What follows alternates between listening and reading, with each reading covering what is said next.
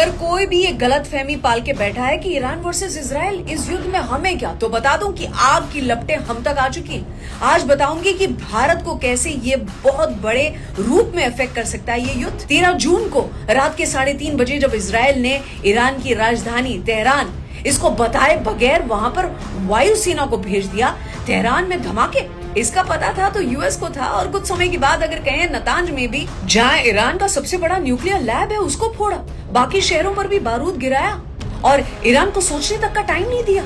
Iran के radars या defence system ये कहां से वर्क करते हैं, क्योंकि हमला करके उनको नष्ट कर दिया था। ईरान की top leadership, chief of defence staff की हत्या कर दी, वो भी ऑफिस में घुस के मारा है। प्रिसिशन देखें ये इजराइल का। मिलिट्री चीफ को मार दिया, सेना के बड़े बड़े अधिकारियों को, एक दिन में इतना कारनामा। और न्यूक्लियर साइंटिस्ट जो उनके थे ना ईरान के, अपने अपने घरों में सुरक्षित हैं ऐसे बैठे हुए थे, लेकिन उन्हें भी खत्म कर दिया। खुद ही उसका वीडियो भी डाल दिया कि हमला किया है, ताकि सोशल मीडिया पर कोई भी प्रूफ न मांगे। इस ऑपरेशन का नाम दे दिया राइजिंग लायन। इजराइल ने अपने 200 विमान हमला करने के लिए भेजे थे, सीमा से 1000 या फिर 1600 किलोमीटर दूर। ईरान में हमला करके ये विमान सुरक्षित वापस भी आ गए। ये है इजराइल की एयरफोर्स का दम। मेन कारण क्या है? वॉर क्यों?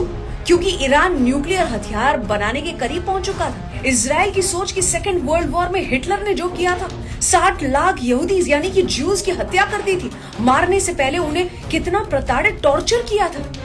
इसलिए दोबारा ना हो, न्यूक्लियर हॉलोकॉस्ट ना करे ईरान, इसलिए ये कदम। अब दोनों की ताकतें अगर कंपेयर करें तो इजराइल का एरिया 21,000 स्क्वायर किलोमीटर, पॉपुलेशन मात्र 95 लाख, जबकि ईरान की बात करें तो 16 लाख स्क्वायर किलोमीटर में फैला हुआ, यानी कि 75 गुना बड़ा, ऑलमोस्ट 10 करोड़ का पॉपुलेशन। इजराइल इतना छोटा देश अटैक कैसे कर पाया? इजराइल की स्ट्रेंथ एडवांस एयरफोर्स, आयरन डोम डिफेंस सिस्टम है और मोसाद जैसी खुफिया एजेंसी।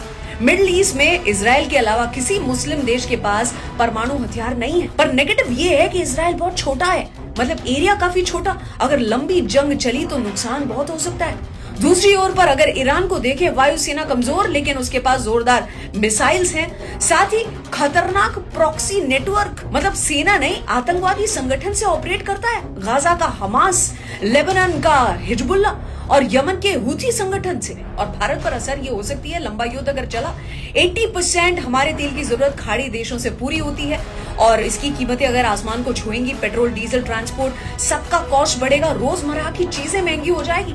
खाड़ी देशों में भारत की बड़ी संख्या में जो लोग रहते हैं, उनके लिए खतरा साबित हो सकता है ये, जैसे Dubai, Qatar, Saudi. Financial shock, global business, investment, ये अफेक्ट होगा और शेयर मार्केट में गिरावट देखने को मिल सकती है।